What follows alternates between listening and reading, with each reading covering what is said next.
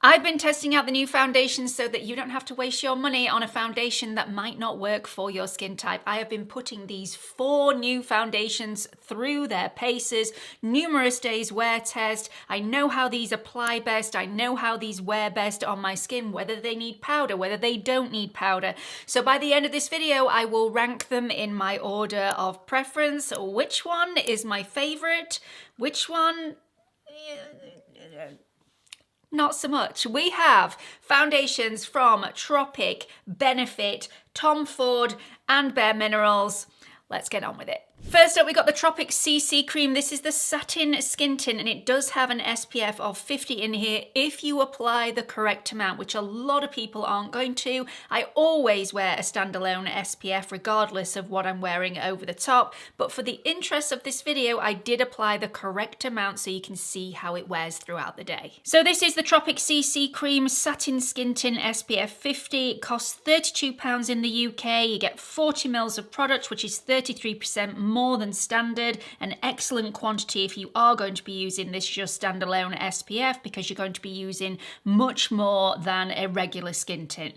This comes in 6 different shades. I've gone for the shade Light. Comes in a plastic tube, great for travel, and considering the quantity of product that you get in here, it's actually quite small and compact, which surprised me. This corrects, evens, and protects the skin. Its main ingredient is aloe vera juice, which is incredibly calming and cooling. It also has panthenol and jojoba esters to add to that soothing quality. The sunscreen filter in here is purely titanium dioxide, so a mineral sunscreen. It doesn't contain alcohol, but it does contain a fragrance. This has quite a thick consistency, and it does take a while to sink into the skin and be one with the skin. It's going to give sheer to light coverage with a satin dewy finish, which is ultra shiny at first, and then it settles. I do still prefer to powder this in place to take away a little bit of that shine, however, although you don't need to dim this down with powder if you don't want to, but it will last longer if you do. I do need to apologise here because I apply this with my fingertips. I totally forgot to only do half of my face, so I don't have a side-by-side bare skin versus skin tint to share with you, so apologies for that. This doesn't give you very much coverage. It's perfect for a day at the football, which is where I was off to after filming this content. It is slightly tacky to the touch for a while. It's not transfer resistant. It's also not blurring, but it's incredibly beautiful on my skin. It actually looks better in natural lighting than it does in studio lighting. It did take a while for the shade to settle, but if you are going to be using less product, that's obviously going to be a quicker process, and it lasted a decent amount of time. It still looks natural, it doesn't look heavy, it doesn't look cakey, a little bit of rubbed off my chin, but after 10 hours, I think that's really impressive. Next up, we got Benefit, the Professional Foundation. I wasn't going to pick this up. Benefit usually targets their products to a younger audience, and I just didn't think this was going to be for me at all, but I was walking through Boots, saw that it was available, I got colour matched. It was a really nice colour match for me, so I thought I'd include it in this video. So this is from Benefit, and it's the Professional Foundation. It costs £39.50 in the UK. You get the standard 30 mils, and it comes in 40 shades. I've gone for the shade 10N. This comes in a glass bottle. It's quite chunky and quite heavy, so I'm not quite sure how this is going to cope with travel, but it does contain a pump, and one pump can do the entire face if applied with a sponge. It does have a medium consistency, and it is highly pigmented. It's alcohol and fragrance and essential oil free. It's non-drying, although I don't use a primer. The one day where I used the Professional primer, this did look quite dry and cakey on my skin. Without the primer, it looked superb. It's going to give you a medium to full coverage with a satin matte finish. It's incredibly blurring, smoothing, and soft, and it disguises my pores and my texture with or without powder. This feels so lightweight on my skin, which shocked me a little bit, but word of warning, be careful how much you apply. This can look very heavy if you apply it with a brush. For me, a sponge all the way makes this look very skin-like, and it lasts an incredibly long time. Now, I was supposed to do my check-in at 10 hours, but I completely forgot. It was a really busy day, so this check-in is after 12 hours. I mean, just wow.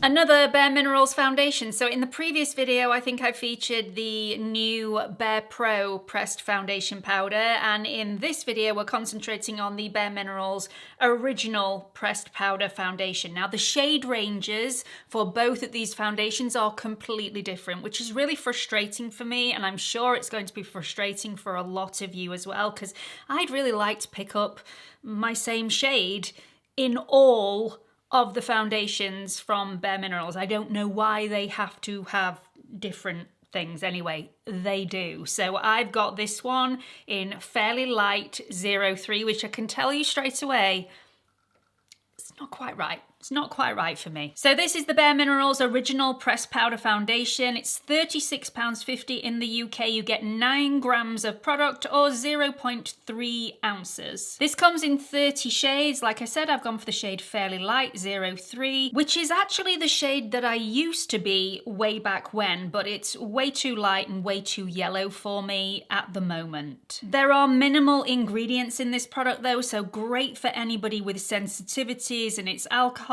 fragrance and essential oil free. The SPF 15 that's in this product is made up of solely zinc oxide, so again a mineral SPF. Comes in a plastic compact with a mirror in a refillable sleeve, so this definitely is refillable, which is great for the environment. It's very, very powdery when I try and apply this to my skin. There's lots of kickback in the pan, but it applies beautifully. Now, I was told you're not supposed to apply this the same as you would the loose powder. It doesn't require a lot of buffing over the skin, which I do like, and I do get sheer to full coverage out of this. So this gives me a natural luminous finish, but I don't think it's as luminous as the original loose powder foundation. So if you absolutely love that, this is slightly different. This is supposed to be non-drying, and on a normal day I would say that that was correct, but my skin was quite dry on the day of testing, so you are going to see a little bit of dryness in the close-ups. This is not transfer resistant. This does transfer onto my phone, onto my clothes, but it's very good wear time. This still looked natural, if not a little shiny, after 10 hours worth of wear. It isn't airbrushing or smoothing as far as I'm concerned, but it's very, very quick to apply, so it will suit a lot of people. A lot of people are going to really like this, especially because it's very versatile. You can get anything from sheer all the way up to full coverage. You just need to keep on layering it up. And finally, we've got the brand new foundation from Tom Ford, the Architecture Radiance. This is actually a replacement for the super expensive Shade and Illuminate from Tom Ford that used to cost £130 for 30 mils worth of product. This actually costs £76, so still really up there in price for the same 30 mils, but I mean, we're going in the right direction. So this is the Tom Ford Architecture Radiance. Again, this costs £76 for the standard 30 mils. It comes in 40 shades. I've got the shade 3.5N Nude Ivory. Now, the shades are confusing. Do not go with the numbers.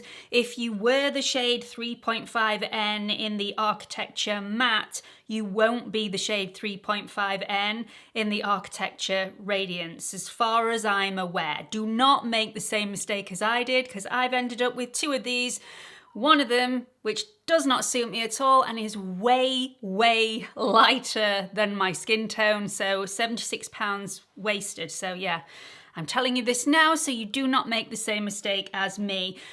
Go on the shade name. I was Nude Ivory in Architecture Matte, and I am Nude Ivory in Architecture Radiance. There is still a slight shade discrepancy. They are not identical, but I can definitely get away with it. So this comes in a glass bottle with a metal lid and a pump. The bottle looks very luxurious, which is exactly what you'd expect from a £76 foundation.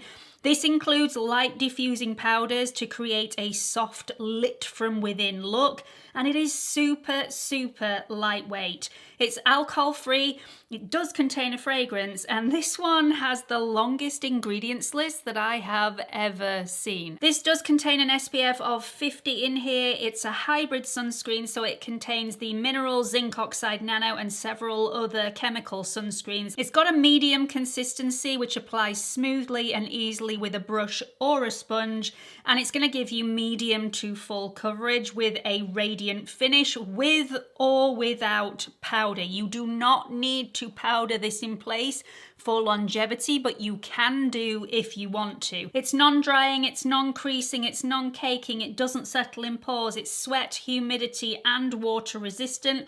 I don't feel like this is transfer resistant though, so bear that in mind when you're thinking of whether you need to apply powder or not. For me, this was airbrushing even with the radiance, which is so, so beautiful on my skin. Not too shiny, definitely doesn't look sweaty on my skin, and it wears superbly well throughout the day. So none was left on my chin after 10 hours, which seriously surprised me. Maybe I touched my chin more than I usually would on this test day. I don't know, but this is how it wore, so this is how I'm showing it. The rest of my skin looked divine. It was just my chin that it had worn off. So it wore beautifully throughout the day, and for me, it didn't look that much different to when I first applied it. So take that as you will.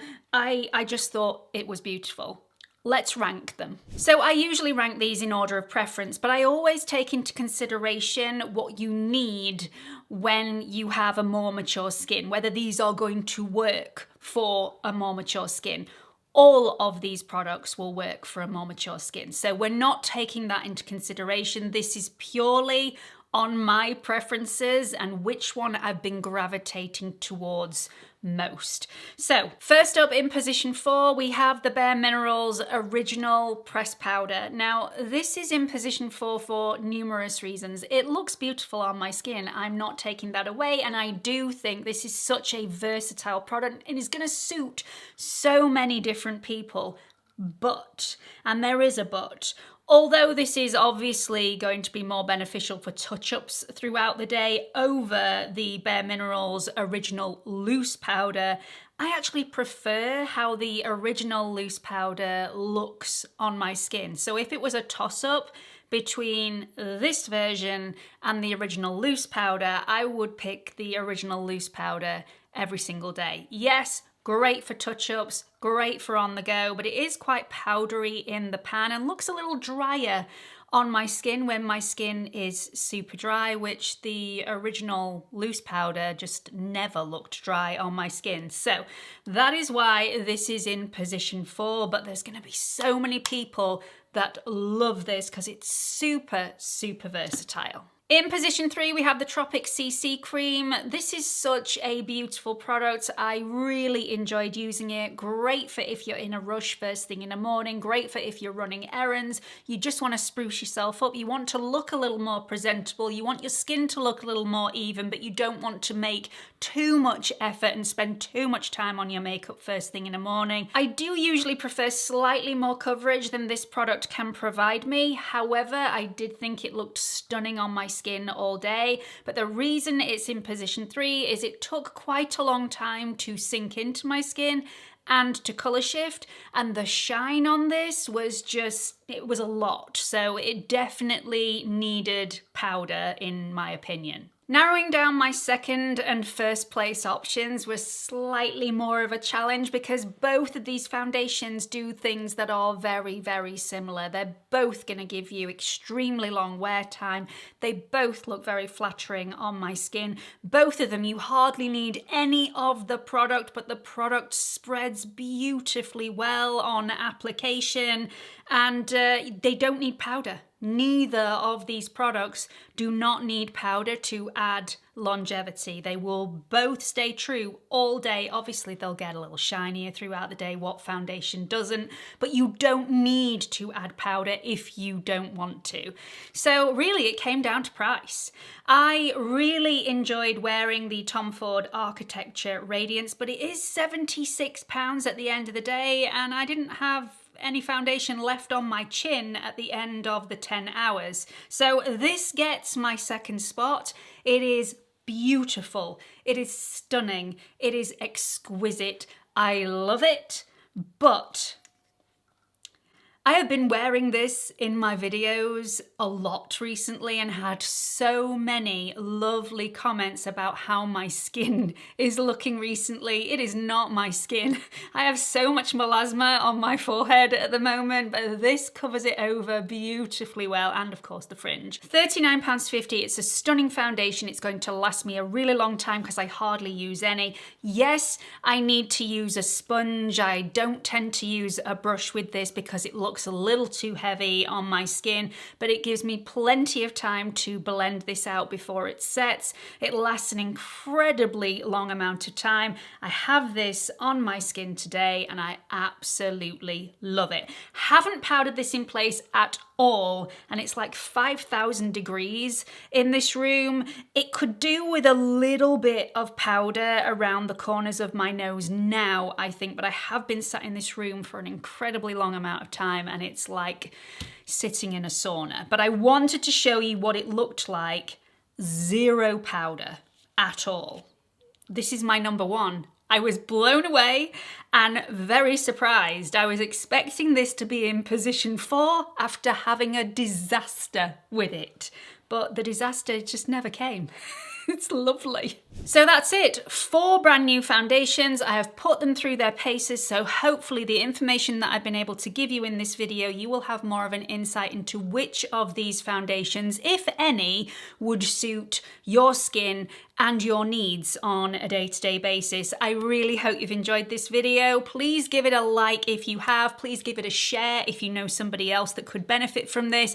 Don't forget to like and subscribe before you leave, and hope to see you all in the next video. Bye everyone.